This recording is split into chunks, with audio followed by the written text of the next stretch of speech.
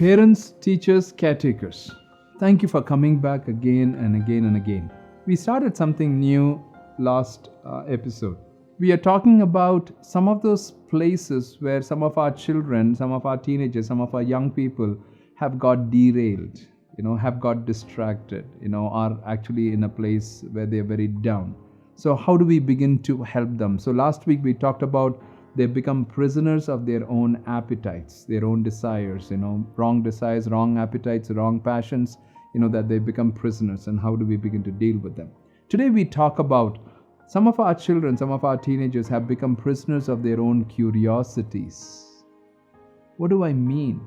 See, our children are always curious. Teenagers are always curious. They're very curious about what's happening, and what's going to do it. So we as parents, as caretakers, as mentors, as teachers, we have to step in to see how we can encourage the right curiosity, encourage and feed them with the right material for their curiosities. That's a place where there's somebody who came to me and just said, curiosity is one of the biggest downfall of this next generation. So we should never allow them to be curious. No. We need curiosity. It's because of curiosity that our children will bloom, will fly, will begin to do greater things in life. But the problem is this, that they have started getting into some of those dark spaces where there are curiosities that has drawn them into some of those dark places. We have to be very careful. We need to be very careful. When the child is very curious, we should not be snubbing that ability to be curious. Rather, we need to guide their curiosity for something good, something right. So, I'll give you 3 very simple principles. In the place of curiosity, hey, you've been actually very curious about this particular thing, right? And that's why I begin to see there are certain things that you're watching on the internet and things like that. Let's talk about it, Open up and begin to share. Hey, this is what you're trying to see. I think what you're trying to do, that's why we need to know the child. We need to know the teenager. You have spent time with them, connecting with them, so you know how they think.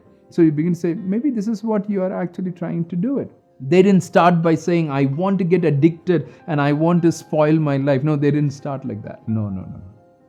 And you guys know about it.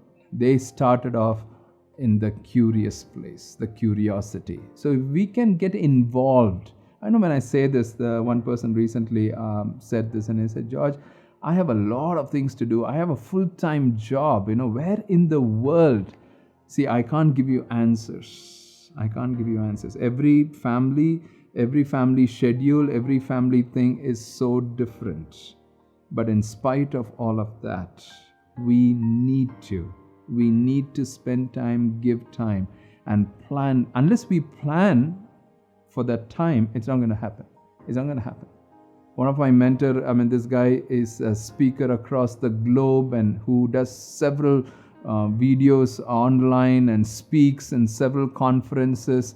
And one of the times he just said, George, in spite of all of, he gave me a whole list of about 6-7 different things that he is doing, for South America, and then for Asia and for Southeast Asia, a lot of different things. And they said, in spite of all of this, I had long time planned that today morning was my breakfast date with my daughter. And I took my daughter out and spent time with her in my mentoring place. See, we need to be intentional. We need to plan it. Unless we plan it, we will not be able to address some of those curiosities. Remember what I started off by saying, some of our children, our teenagers have become prisoners of their own curiosities. Why I use the word prisoners? Because some of their curiosities have landed them in the dark spaces. And we need to be very careful about it. So what we need to do? I'll give you 3 practical principles. Spend time, find out what their curious places are, and give them something for their curiosity. 2, guide them in that place of curiosity. You need to be there to guide them, that they keep coming back, so connect with them in that place. 3, encourage them in the right curiosity. When they are curious about the right things and doing the right things, encourage them and say, hey, This is just fantastic. Recently, I saw one of my boy watching this video of one of the top billionaires. He's the founder of one of the top things in this world. I'll leave it unnamed because it's on social media video. And I said, "What are you watching?" He said, "This man has recently spoke in Harvard, and I want to hear what he was speaking."